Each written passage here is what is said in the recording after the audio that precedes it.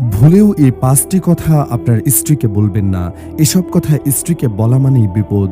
এমনকি মজা করেও স্ত্রীকে এই ৫টি কথা বলা উচিত নয়। হয়তো ভাবছেন কি এমন কথা যা নিজের বিয়ে করা স্ত্রীকেও বলা যাবে না? তাছাড়া হিসেব করে তো কেউ তার স্ত্রীর সঙ্গে কথা বলে না। স্বামী স্ত্রীর সম্পর্ক তো হবে বন্ধুর মতো। একজন আরেকজনকে সব কথা বলে যাবে অকপটে। তবুও বিশ্বাস করুন ভাই, কিছু কথা না বলাই ভালো। আর যদি বলেনও, তাহলে নিশ্চিত থাকুন আপনার দাম্পত্য জীবনে ঝামেলা অনিবার্য। তোমার বাবার মতো খারাপ লোক দ্বিতীয়টি আর নেই। ভুলেও আপনার বউকে এই কথাটি বলতে যাবেন না। প্রতিটি মেয়ের কাছে তার বাবা হলেন সুপার হিরো। তাই যত রাগই হোক, বাবাকে নিয়ে কথা বলার আগে সতর্ক হন। ঝগড়া বিবাদ না হোক, ঠাট্টা করে হলেও নিজের শ্বশুরের নামে খারাপ কথা মুখে আনবেন না।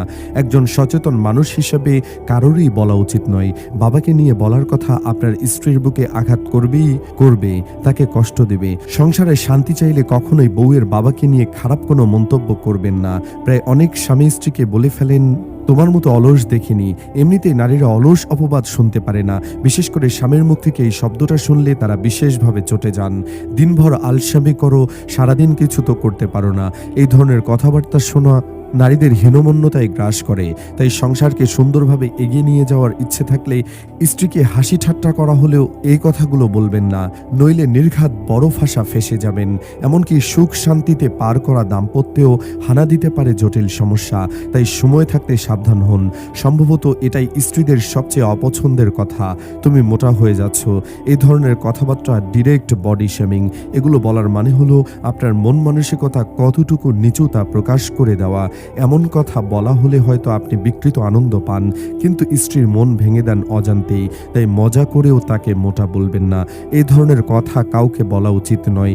স্ত্রীর প্রতি সচেতন থাকলে বিষয়টা তাকে বুঝিয়ে খুবই বিনয়ের সঙ্গে বলুন, কিন্তু কোনোভাবেই ব্যঙ্গ করবেন না।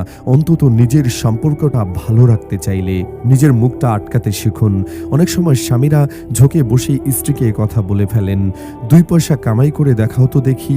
হয়তো তারা কথাটা এভাবে বলতে চান না, তবে মুখ ফুসকে বলে ফেলেন। কিন্তু রাগের মাথায় মানুষ এমন অনেক ভুলভাল কথা বলে ফেলে, যার কারণে পরবর্তীতে সংসার টিকিয়ে রাখাটাই মুশকিল হয়ে পড়ে। এসব কথাই স্ত্রীর মনে ঘূর্ণিঝড় তৈরি করে। এই ঝড় চিরচেনা সংসারের চেনা পরিসরটা ছিন্ন ভিন্ন করে দেয়।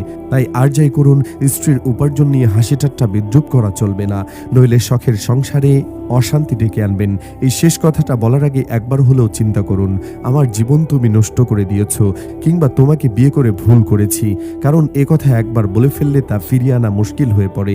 আপনি যখন বিয়ের সিদ্ধান্ত নেন, তখন নিশ্চয়ই বুঝে শুনে সিদ্ধান্ত নিয়েছেন। তাহলে পরবর্তীতে স্ত্রীকে কখনোই এই কথা বলবেন না যে তোমাকে বিয়ে করে ভুল করেছি। এমনটাও কখনো বলবেন না যে সে আপনার জীবনটা নষ্ট করে দিয়েছে। এসব কথা বলা মানে স্ত্রীর প্রতি চরম অবহেলা, এমনটা কখনো করবেন না।